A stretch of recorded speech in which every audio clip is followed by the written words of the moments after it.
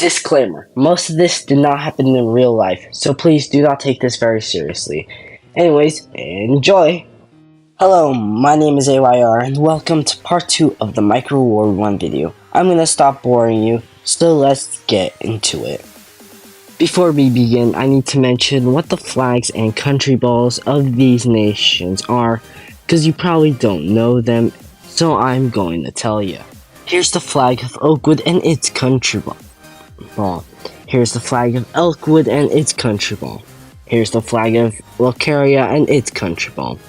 Now here's the flag of Hyphostina and its country ball. Finally for Earth, here's the flag for West Freeland and its country ball. Now for RNA, starting with Axolotl flag and its country ball.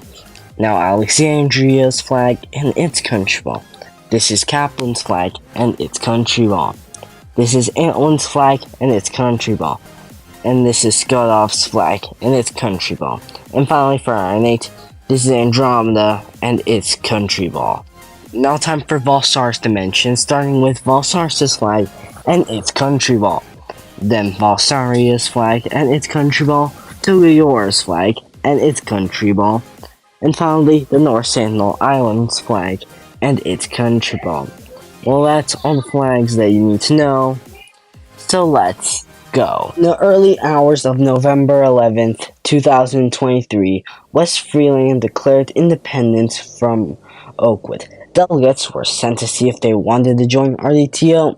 They declined with insults. That led to a declaration of war at 8:30 a.m. And during that time, a blockade was made around their capital. Skipping hours later, a bomb was found in New Tonga City Museum at 6:08 p.m. The Rafasa Temple, which was very important to the West Freelandians, was also surrounded at 6:12 p.m. The RNA embassies were formed to have closer relationships in RDTO at 6:31 p.m. Only 4 minutes later, an RN-8 Starlight Flight 342 coming from Riverside makes a successful emergency landing at Southland Interdimensional at 6:35 p.m.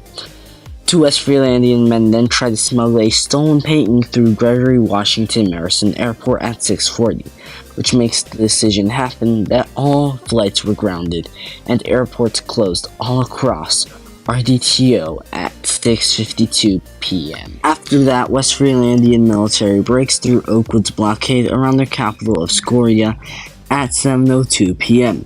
Hyphostina was then invited over to Parliament in West Freeland, and Oakwood's embassy in Hyphostina was surrounded, and demands to surrender were set.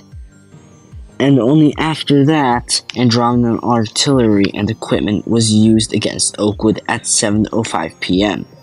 This called the president to activate call to arms in RDTO, causing a declaration of war at Hyphostina, Andromeda, and unknowingly the rest of the Corbin Pact at 7:07 p.m. Later, new Hyphostina and Andromedan forces arrived in West Freeland along with a massive invasion by Andromedan and Valsarian forces in RN8, which was a ground invasion of Axel, a sky and sea invasion of the Gem Islands in Alexandria at 7:11 p.m. Oakwoodian forces arrived at 7:12 p.m. to help against Andromedan invasion, and that's again at 7:12 p.m. Hidden Oak was bombed, and Oakwood returned fire against Hyphostina. And at 7:13, Axel's Oak Valley and Southland Bay were captured fully, and bombings over the Zak Desert commenced. At 7:15, Andromeda transport was destroyed by Oakwood in West Freeland, and from 7:18 p.m. to 11:56 p.m., fighter jets fight over Oakwood's border, and in RN8, a massive spearhead was made towards the Zak Desert. And during this time, lots of Axel's soldiers were captured, specifically in the cities of Sharon, Springville, and Layton. And the Vilton Mountains in Alexandria were reached, and that all happened at 7:20 p.m. The war was then named Micro War 1 at 7:25 p.m. and at 7:32 p.m.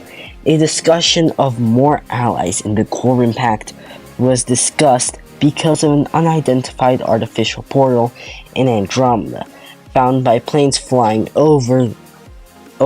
And the Gem Islands also got more invaded by Andromedan forces, reaching Screeland in Skov, and was put under a siege at 7:40 p.m. And at 7:43, spies entered Andromedan soil, and the best scientists in Oakwood and Alexandria began to work on the portal to the Valsaris dimension at 7:49 p.m. And at 8 p.m., the Battle of the Red Desert began. The deadliest battle with Operation Detonator blowing up Andromeda's soldiers started, and Oakwoodian forces were deployed to go and enter the portal in the morning of the 12th. At 8:01 p.m., Oakwoodian cities in the south were being bombed, and at 8:17 p.m., bombings over capitals of all Iron Age nations commenced, along with important cities. Oh yeah, did I mention that Hyphostenia's parliament building was destroyed by an Oakwoodian missile, and only a couple minutes after that, at 8:45, Operation Bombing commenced over the Red Desert by Iron Age forces, and Operation Floating Army was started by Alexandria to liberate Southland Bay. Important items were moved in Oakwood to safer places at 8:46, and Valsarian-made fireplanes were used in West Freeland. A Valsaris portal was finished at 9:03 p.m. and Screeland in Skov was captured at 9:05. The aerial battle of Riverside also began at 9:10 and ended with a landslide Axolotl victory at 9:56 p.m. The Battle of the Vilton Mountains is started by Alexandria and won in a landslide at 10:10 p.m. And the Battle of the Ditron Mountains begins at 12 p.m. with a hazy fog rolling over the mountains in Axville. Unfortunately, I'm going to have to cut myself off there.